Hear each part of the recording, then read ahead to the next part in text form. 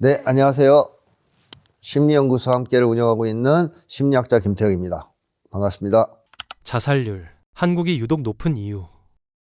다들 아시겠지만 자살률 1위 국가가 되지 않았습니까?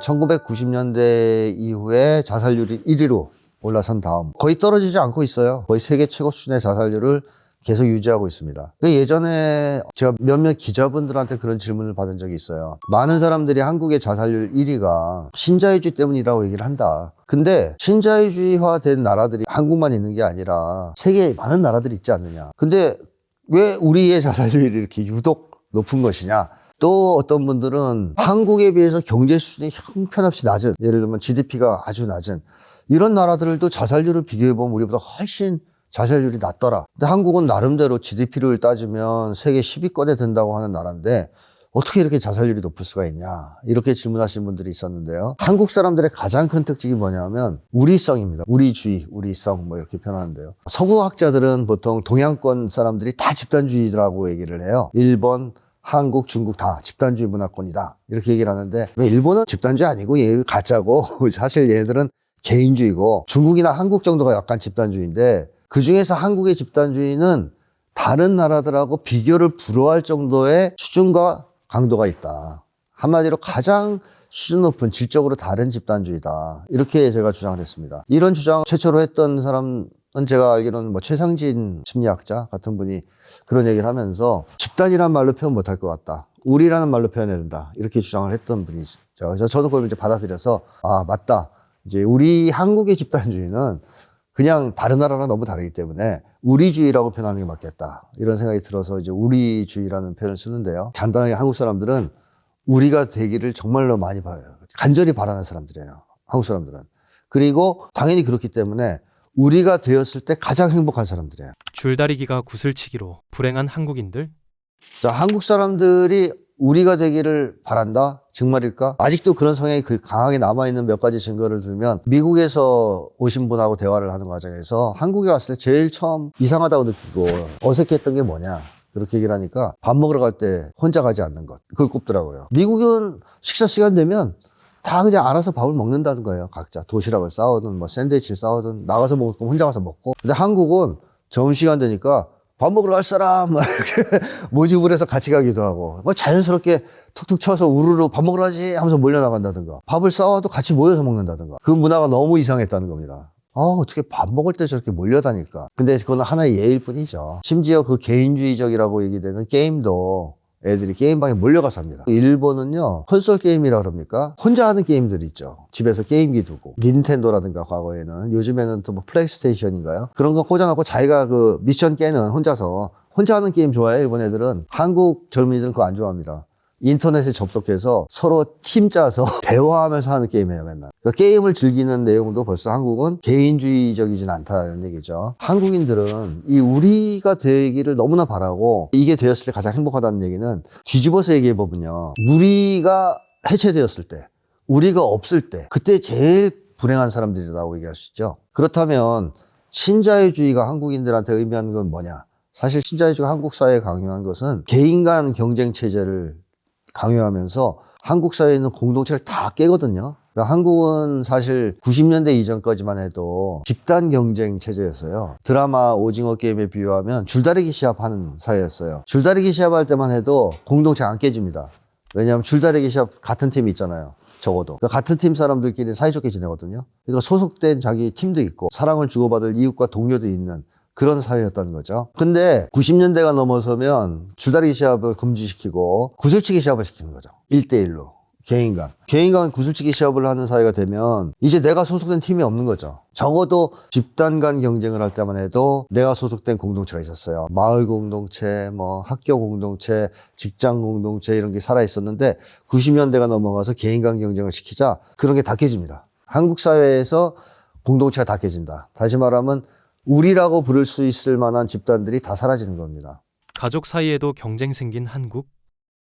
가족까지도 사실상 공동체적 성격, 우리의 성격을 많이 잃어버렸다고 봐요. 원래 가족은 우리의 원형이자 뿌리거든요. 근데 90년대가 지나면 가족의 분위기가 달라져요. 가장 대표적인 게 뭐냐?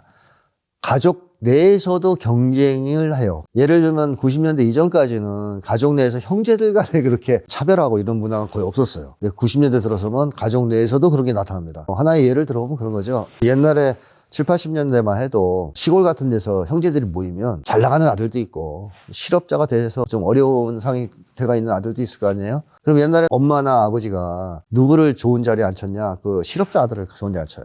그리고 좋은 음식도 그 앞에 많이 놔주고 딴 가족들이 대체로 그 사람을 위로해주는 쪽에 행동을 해요. 괜찮아 뭐 내가 돈 좀 빌려줄까? 취직 되겠지, 걱정하지 마, 많이 먹고 힘내, 이런 분위기가 있었어요. 그러니까 가족 내에서는 절대로 그런 걸 비교하거나 누가 잘 나가고 못 나가고 뭐 이런 경쟁을 안 했다는 거죠. 근데 2000년대 들어서기 시작하면 그런 똑같은 집이다 치면 이제 상석은 잘 나가는 아들이 앉습니다. 좋은 음식도 그 앞에 가고 실업자 아들은 저 멀리 구석탱이에 앉아서 갈비찜에 젓가락이 안 닿는 위치에 앉아서 서름을 겪게 되죠. 부모들은 막 그래요. 야, 너 형 봐봐, 이렇게 잘 나가는데 너는 지금 뭐야, 지금 뭐 아직 취직도 못하고. 이런 문화 때문에 90년대 2000년대를 거치면서 고향에 돌아가지 않는 사람들이 많이 생기기 시작하고, 명절 때 그걸 이제 설문조사한 자료를 제가 봤는데, 고향에 가지 않는다면 그 첫째 이유가 뭐냐? 선물이라는 거예요. 참 가슴 아픈 얘기인데, 선물을 뭘 사가냐가 형제 간에 지금 얼마나 잘 나가고 있는지를 보여주는 징표가 아니겠습니까? 근데 그 선물을 좋은 거를 살 자신이 없으면 아예 안 가는 거예요. 가서 무시받느니 안 간다 이거죠. 가족이 이렇게 돼버렸어요. 그러면 우리라는 공동체가 필요해요. 한국인에게 있어서 마을 공동체, 직장 공동체 뭐 다 사라지고 가족 공동체마저 얘네를 갖지 않고 얼마나 괴롭겠느냐. 한국인들이 사실상 개인 간 경쟁 체제가 되면서 우리를 상실하고 공동체를 상실한 고통과 아픔은 전 세계의 어떤 민족보다 더 강할 것이다. 한국인들은 우리로서 살아왔기 때문에 지금도 그렇게 살고 싶어하고, 이 우리가 다 깨지고 우리가 될 수 없는 상황, 이거를 가장 견디기 어려워하는 사람들이 한국인이다. 저는 그렇게 생각합니다. 그러니까 자살률이 세계 1위가 되는 겁니다. 공포가 만들어낸 극단주의 한국인들. 한국은 극단주의 무풍지대다, 이런 얘기를 들었었거든요. 근데 2000년대 넘어서면서부터 서서히 사회 저변에서 확대가 되기 시작하고, 최근에는 굉장히 많이 심해졌습니다. 극단주의가. 극단주의의 그럼 원인이 도대체 뭐냐? 단순하게 얘기하면 저는 공포라고 생각해요. 이 공포는 결국 전쟁이 일어나는 경우를 제외한다면 보통 사회가 병들었을 때, 그러니까 사회가 건전하지 못할 때 사람들이 공포를 느끼게 되는데, 대표적으로 두 가지를 얘기할 수 있어요. 이 안전에 대한 위협 중에서 실제적인 위협이 있을 거고요. 또 하나는 정신적인 위협이 있을 수 있습니다. 실제적인 위협은 간단하게 얘기하면 취직이 안 돼요. 막연해. 이게 막 아무리 자소서 써가지고 넣어도 취직이 안 돼서 굶어 죽게 생겼어요. 자, 이거 생존 위협이죠. 안전에 대한 위협이 위협. 경제 위기 때문에 내가 사업하던 영업장인데 장사가 너무 안 돼가지고 파산할 것 같아요. 이것도 실제적인 위협이죠. 근데 이것만 사람들이 위협으로 느끼는 건 아니에요. 사람들이 느끼는 또 하나의 위협은 정신적인 위협이라는 게 있죠. 예를 들면 자존감 손상. 그러니까 사람들한테 인정 못 받고 대접도 못 받고 그야말로 왕따 당한다거나 투명인간 취급당한다든가, 이건 사람들한테 위협으로 다가와요. 정신적 위협으로. 그 다음에 사람들 속에서 같이 살아가지 못하고 고립돼 있고 고독하게 살아간다. 이런 것도 사람들한테는 위협이 됩니다. 한마디로 정신건강을 해치는 것들이 대부분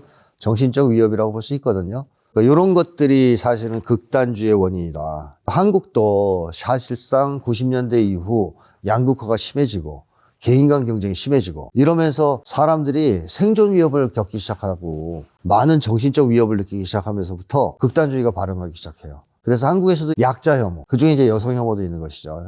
그리고 또 이념적 혐오, 그러니까 다시 말하면 소위 이제 보수와 진보 사이의 혐오, 갈등, 이런 거로 표출되는 상황이 오히려 강하다. 그래서 지금과 같은 상황에서는 정치권에서의 그런 어떤 갈등, 그 다음에 한국의 젊은 세대의 남녀 갈등, 세대 갈등, 그리고 약자들에 대한 어떤 혐오, 이런 것으로 한국 극단주의가 많이 표현되고 있습니다. 지배층이 부추긴 한국 극단주의.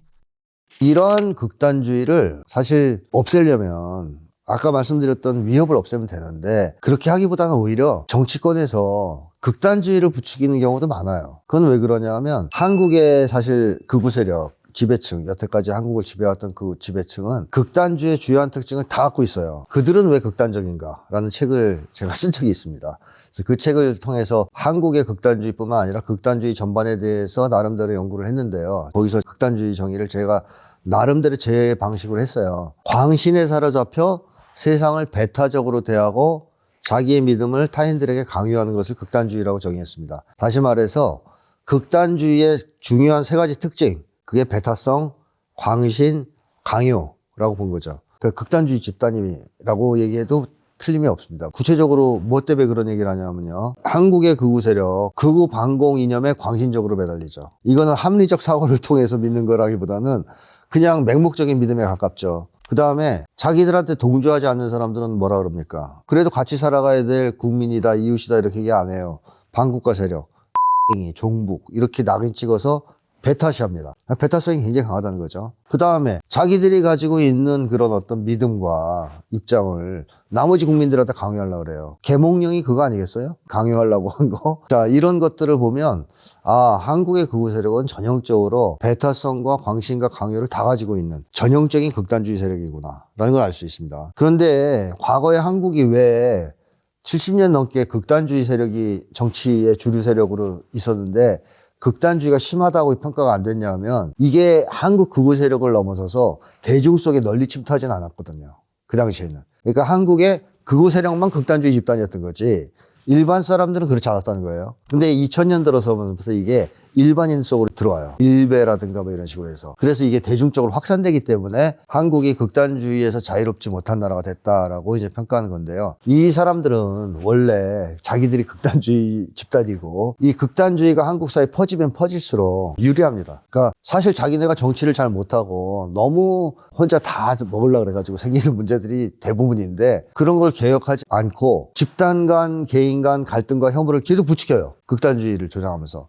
그러면 자기들한테 공격을 하는 게 아니라 젊은 남녀끼리 싸운다든가 또는 뭐 지역별로 뭐 경상도와 전라도가 싸운다든가 노인 세대와 젊은 세대가 싸운다든가 진보와 보수가 싸우는 식으로 되는 거죠. 그래서 사실상 저는 한국의 극단주의 지배층이 그동안 극단주의를 계속 조장해왔다, 부추겨왔다. 그리고 지금도 여전히 그렇게 하고 있다라고 생각합니다. 한국인은 같이 힘을 합쳐서 뭔가를 해결하고 그 과정에서 서로 화합하고 단결하고 사랑하는 거 이런 삶을 좋아해요. 그래서 자살률을 떨구고 극단주의를 해결하는 방법은 그 사람들 처벌하거나 마음을 곱게 써라 이렇게 충고하거나 해서 되는 게 아니에요. 잃어버린 우리를 되찾아야 됩니다. 공동체 복원해야 돼요. 이렇게까지 사람들이 생존 불안에 시달리고 또 남들한테 무시당할까 봐 시달리고 사회에 나가서 각 개인들이 피 터지는 개인 간 경쟁, 오징어 게임을 해야 되고 이런 사회에서 한국인은 절대 행복할 수 없다.